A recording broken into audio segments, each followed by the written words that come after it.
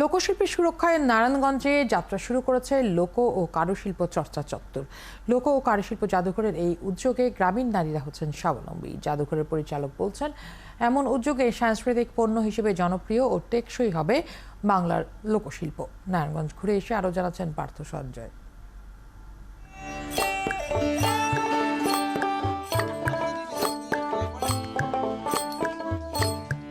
নিপুণ হাতের ছোঁয়ায় কাপড়ে ফুটে ওঠা ফুল, পাখি কিংবা মানুষের মুখ, বাংলার শত বছরের ঐতিহ্য নকশিকাঁথা।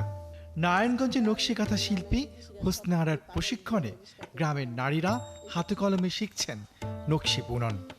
সামাজিক টেবু পেরিয়ে এই নারীরা কাজ করছেন লোকশিল্পের ঐতিহ্যের প্রতি। বিকাশে কম খরচে ক্যাশ আউটের লিমিট বেড়ে 50,000, প্রিয় এজেন্টও 2টা। নিবেদিত হয়ে হচ্ছেন অর্থনৈতিকভাবে স্বাবলম্বী। যেহেতু বাঙালি আর বাঙালি ঐতিহ্যবাহী জিনিস, আমাদের অবশ্যই এই জিনিসগুলো আঁকড়ে ধরতে হবে, না হলে আমাদের এই দিন দিন যে যুগ আসছে এই যুগ থেকে হয়তো এই জিনিসগুলো মুছে যাবে। আমগো যেটা ধর্মীর দরকার সেটা আমগো দরকার, আর যেটা অধর্মীয় দরকার তাগো দিলাম। আমগো তো সেটা আমগো টাকা আসলো, আমরা ছেলে মেয়ে নিয়ে ভালো মতন চললাম। দীর্ঘদিন ধরে নকশিকাঁথা শিল্পের প্রসারে কাজ করছেন শিল্পী হোসনে আরা। 50-60 জন আমার আন্ডারে আছে।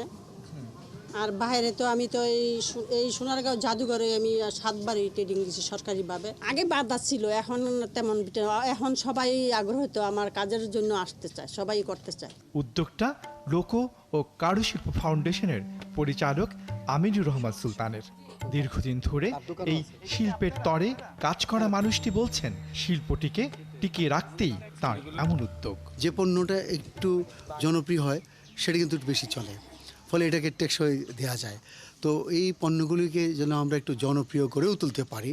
ধরুন এখানে যদি 50 জন মানুষও যদি এখান থেকে প্রশিক্ষণ নিয়ে যায়, 50 জন কিন্তু 50টা জিনিস তারা তৈরি করবে। ফলে তাদের হাতে তারা যেসব আমাদের নারী উদ্যোক্তা আছে, দেখা যাবে তাদের হাত দিয়ে এগুলি বিক্রি হবে।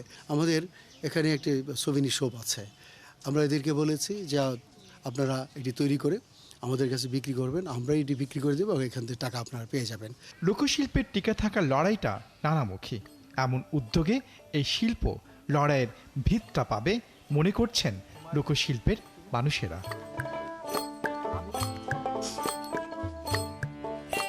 পার্থ সঞ্জয়, 71, নারায়ণগঞ্জ।